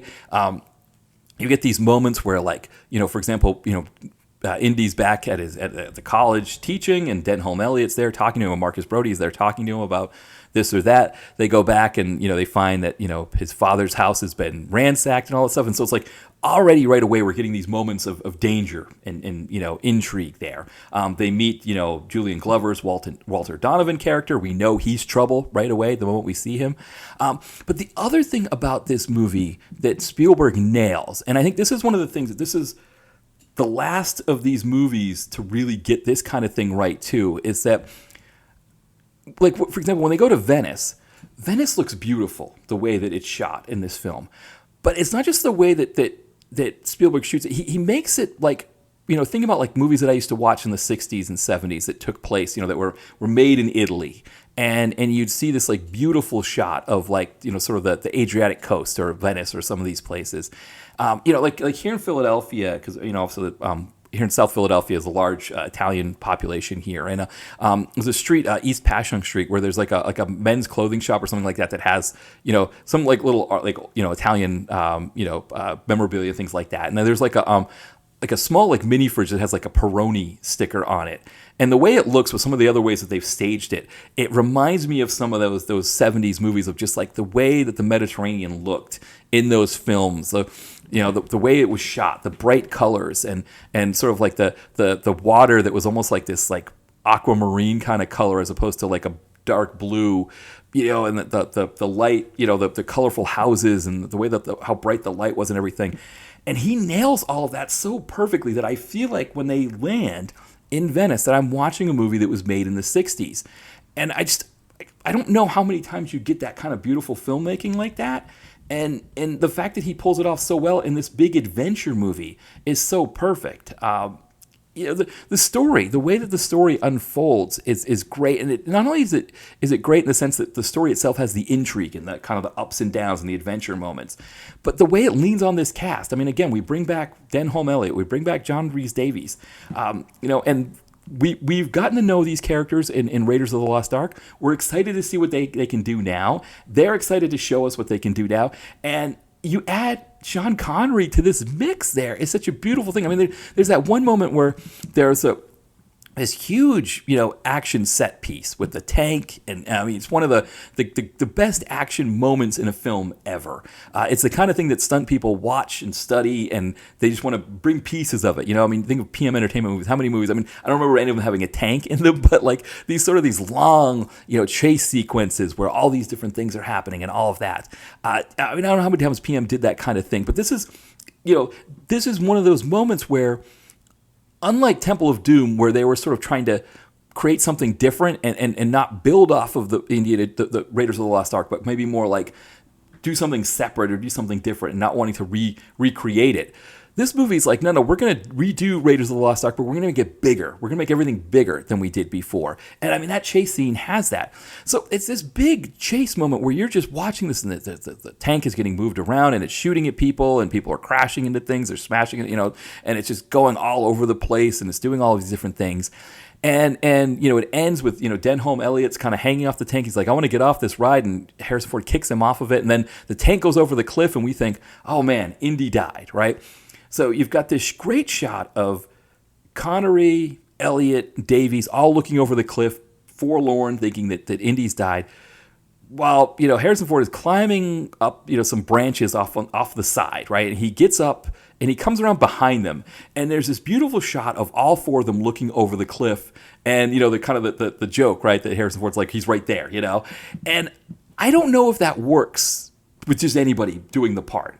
But when it's these four actors who we have, kind of grown to love, and granted, Sean Connery, we're just meeting him for the first time in this movie, but, he does such a fantastic job that we already love him, right? It doesn't take long for us to love him. Even if he was a bad father to Indy, we still love, Connery playing this part. He's still endearing. And it's just this moment that, it's a moment we never got in Temple of Doom. We didn't get anything like that there. And to be fair, I don't even know how much we really got a moment like that in the first movie. But it's such a beautiful moment for me that I watched it. I was like, oh, I think I rewound it. I had to watch it again because I just thought it was so fantastic.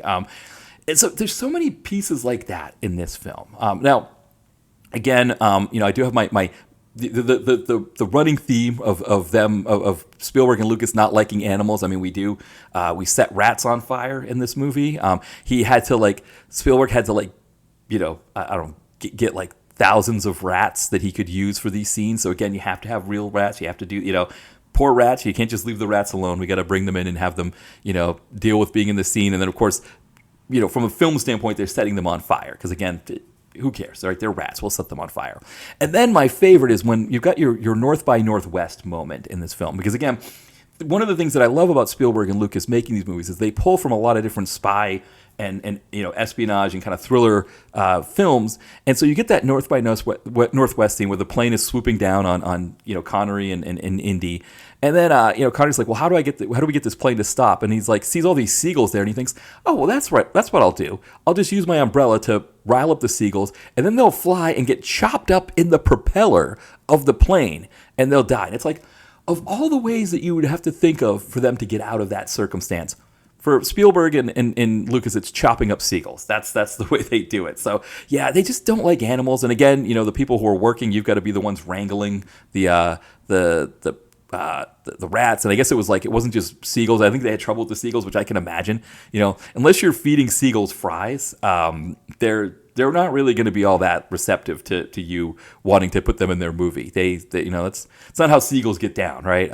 My own personal seagull story. I remember as a kid, we were taking a boat out to the Isles of Shoals. My parents were, with some other people, and I was eating a sandwich. I had like a sub roll, which here in Philly it's a hoagie roll, I had it in my hand. I was like, 6 or 7 years old, and a seagull swooped by and ripped it out of my hand with his beak, like cut my thumb and everything. Scared me half to death. I could not believe that it happened. But that's how seagulls get down. That's what they do. They don't want to be in your movie. They don't care what you think, Steven Spielberg. They're there to steal people's food. That's what they're about, which I love them. I love them for that. I'm a huge fan of seagulls. After that moment, I've kind of had a grudging respect for them, but I've grown to appreciate a nice seagull. I think they're fantastic.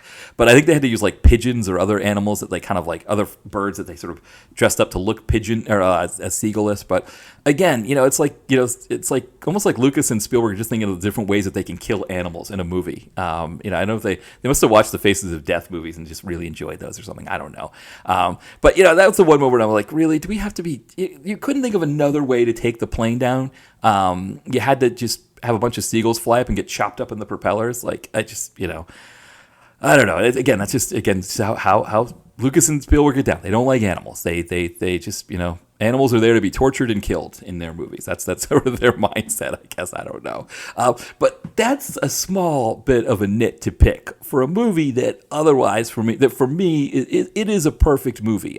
There's not a moment when I'm watching the movie where I'm like, I don't know if, I mean, yeah, okay, there's the other part too, right, where when they're going in to get the chalice and to show us the booby traps. It's one of the people from the Arab community that they're visiting. The movie was shot in Jordan, but I think it was an Arab, I don't know, it was like a kingdom that was taken over by the Turkish after, I don't know if it was after World War II, but it's, so it's part of Turkey now, I believe. But anyway, they just have one of those guys go in and get their heads chopped off. It's just like, we get to see the head rolling around with, I think, the fez on it and everything, if I remember right. But it's again that trope, right? That we want to kill off one of the people, the local people, so that when the white colonials show up, we can show you how perilous it is when we're not going to kill them the same way, right? We're not going to chop their heads off or anything like that. So so that's, you get that moment as well in here. But beyond that, I mean, you get that iconic moment of picking the chalice. I remember a show called The Regular Show, a cartoon, The Regular Show. I used to watch with my nephew, who is now, he just turned 20 a week or two ago. But we would watch The Regular Show with him, and there was one where they it was called the Excellent Omelet Challenge or something like that, where they're doing this eating challenge at a diner, where if you eat this big massive omelet, you get to win a prize.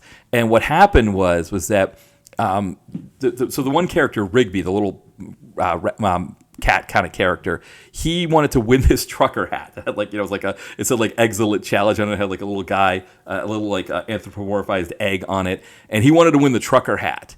And he got sick eating so much omelet that he had to go to the hospital. And so the other guy, his partner, Mordecai, that he's like a blue jay, he went to win the contest for him. So he wins the contest, and he gets whisked away to the chamber, right, in this movie, right, with the Knights Templar who's guarding the chalices. And he's like, choose the correct prize. And if you don't choose the correct prize, you die or whatever. And it shows like the skeletons and stuff like that. And so he's trying to decide what the correct one is. And he sees the trucker hat, and he remembers Rigby telling him to get the trucker hat. So he picks up the trucker hat. Now, I did do a little bit of a callback to that in my novel, Don's House in the Mountains, because that Don, he's this rich, famous writer whose daughter becomes an influencer, and she does these like mukbang challenges as a YouTube influencer. And he talked about how, kind of to bond with her, how when he was younger, he and his friends would do eating challenges at, like the Adam Richman style Man versus Food kind of things.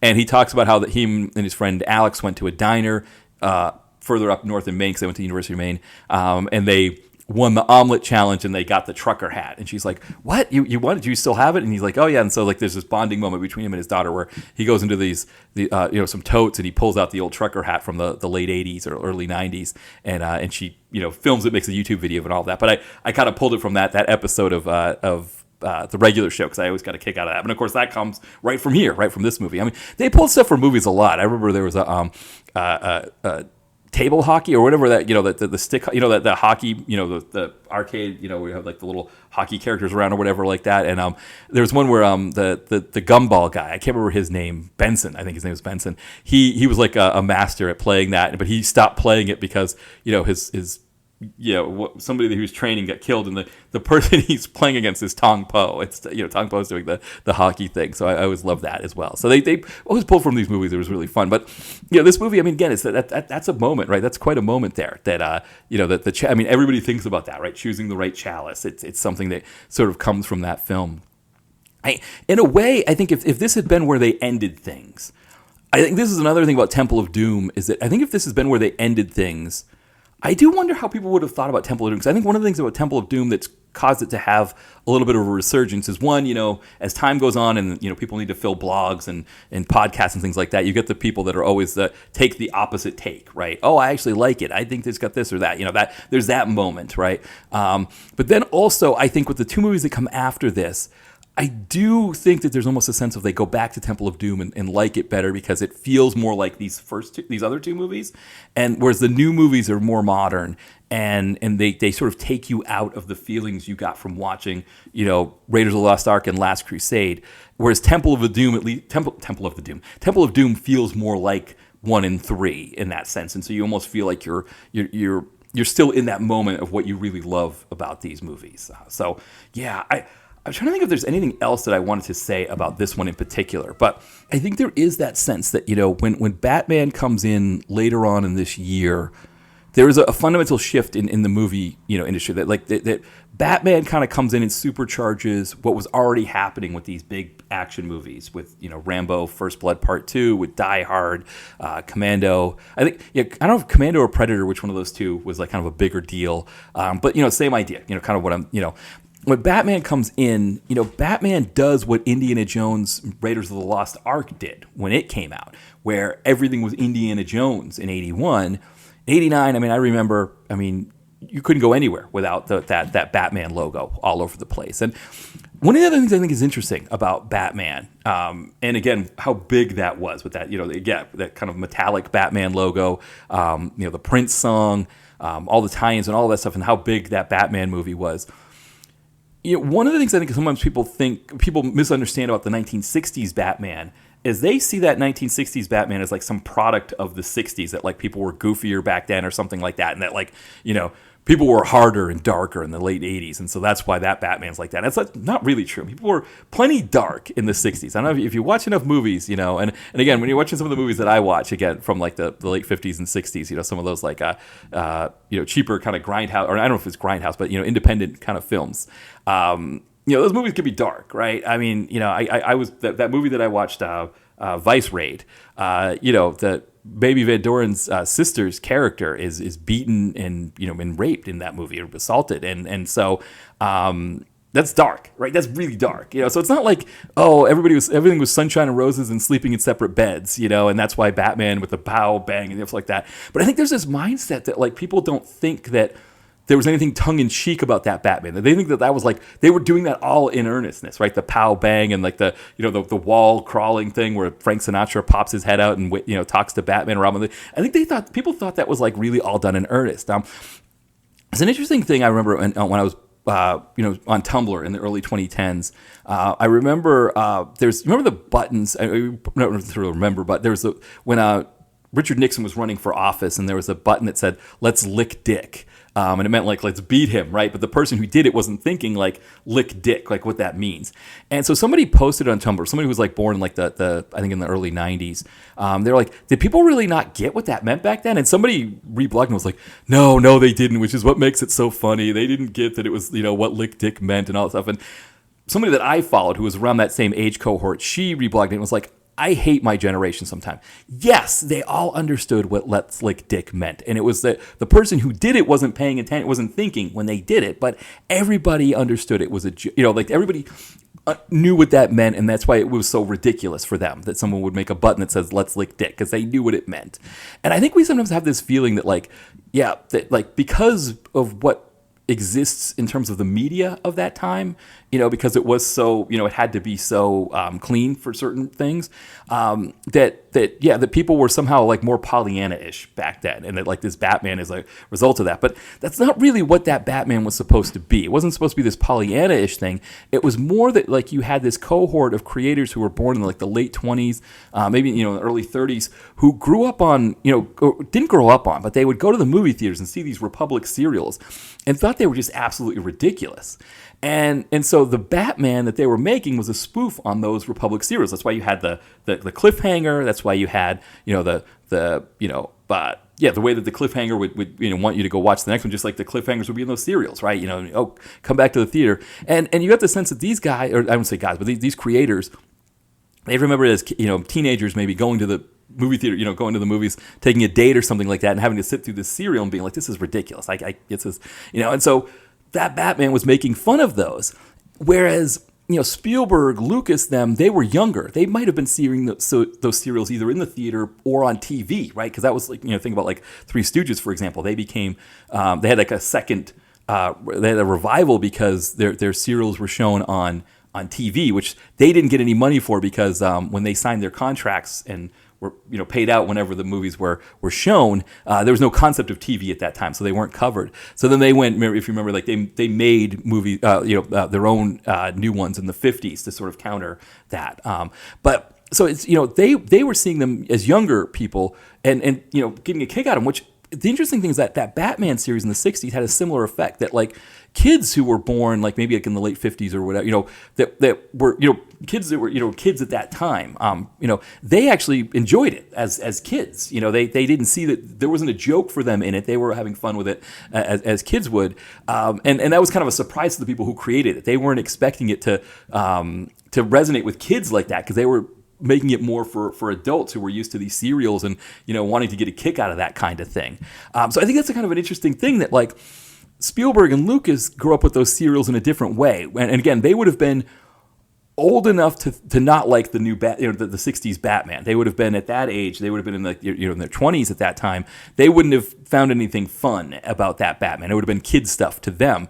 But those serials would have resonated with them as kids. They would have seen them, and they wouldn't have seen them as goofy the way that the people born in the 20s and 30s would have seen those as goofies and made the new Batman. And so it's interesting that then they take this love of those serials that they grew up watching and make these sort of these magical movies based off of these serials. And then it's sort of the reaction to the 60s Batman that we get this this late 80s Batman. That's sort of it's sort of interesting how that comes into play, that Batman kind of comes in again to sort of crush this movie. I don't say crush this movie, but sort of is the first sign, or the biggest sign, that we're starting to move into something different. I just think it's an interesting juxtaposition there, that we have that. But yeah, if you ever hear anybody talk about the old Batman like it's somehow a product of his time, or that people were more Pollyanna-ish in the 60s, just let them know that they don't know what they're talking about. That Batman was tongue-in-cheek. I guess I was fortunate because I watched it with my dad, who he was born in like 52, so it's not like he would have grown up with those serials in the same way either. But he knew that it was a joke. Maybe his dad told him, or I don't know, maybe some, but he understood that it was tongue in cheek, that it wasn't like this that the pow boom and stuff like that. That wasn't like done in earnest. That was meant to be a joke. That was meant to be goofy on purpose. But it is interesting that, like, I think people who didn't get that stuff was a joke, they like this hard-edged Batman that they got here, and there was a sense of like, okay, we're not doing any more. Last Crusade was kind of the last one of those. Again, you get that sort of second, you get that one last moment with Jurassic Park. I think it's almost, in a way, it's almost kind of an outlier for me, because after this one in '89, you get the Back to the Future sequels, you get the Ghostbusters sequels, you get these attempts to sort of continue to cash in on these kind of things, but it never quite lands the same way that this movie does. This movie is sort of the last gasp of that moment until we get Jurassic Park that kind of ends it. Jurassic Park puts the period on it, but this is sort of the last one before that period. For me, it really stands as the end of a movie era, but it going out in a bang. I just think that so much of this movie works so well, and I enjoy it so much. Again, I talk about being a perfect movie for me. I think if you haven't seen it in a while, if you can get past the depictions of tobacco that you're going to be warned about when you watch it on Disney Plus, it's worth checking out. I hadn't seen it since I think I forgot to mention at the very beginning how I first saw this. My friend rented it. So my friend had seen it. I think he saw it in the theater, but it was like a sleepover, and he rented it, and I watched it with him. I actually saw it before either of the other Indiana Jones movies. So this was my first introduction to Indiana Jones. And I loved it. And actually seeing it now, I like it even more now. It's been like, 30 years, 35 years since I last saw it. I like it even more than when I saw it then. Then I just loved loved Harrison Ford and Sean Connery going around, causing trouble and getting into scrapes and stuff. That was enough for me then. Now I see all the other elements of the movie making that I just love so much. Yeah, I mean, and I think if they had ended the Indiana Jones series on this movie, you would look at, I think, with sort of the apologists for the second movie, I think you'd look at this as being one of the best film trilogies or series of all time. And I think you can even make the case that it is just because of how strong 1 and 3 are. I'm trying to think of how many other movie series have that. I mean, get the Star Wars movies, right? I was trying to think of like 1, 2, and 3 of the, I guess, whatever, what are they, 4, 5, and 6, or whatever the numbers are, if you want to be kind of more pedantic about it. But anyway, the first 3 movies, compared to these first 3 movies, there's no Temple of Doom for me with those first 3 Star Wars movies. But by the same token, Empire, I think, kind of comes, close to this movie and Raiders of the Lost Ark. But I don't know. I can make it in my head. I feel like I have more fun with Raiders of the Lost Ark and Last Crusade than I do with any of the 3 Star Wars movies. And that's, again, not saying that I don't like those 3 movies. I really love those 3 movies. But yeah, and I think it was the Superman movies. Again, I don't know. I love Superman 1 and 2.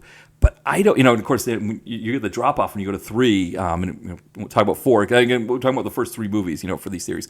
I wonder if they had made Superman 3 the way they intended to make it, how that would have stood out. But even the way they were intending to make the 3rd Superman movie, because again, I don't think 1 and 2 of Superman, I mean, I love Superman 1, but for me personally, I don't know if Superman 1 catches either Raiders of the Lost Ark or Last Crusade. For me personally, I don't, and again, I've just watched that one recently too, so I can kind of put those with them.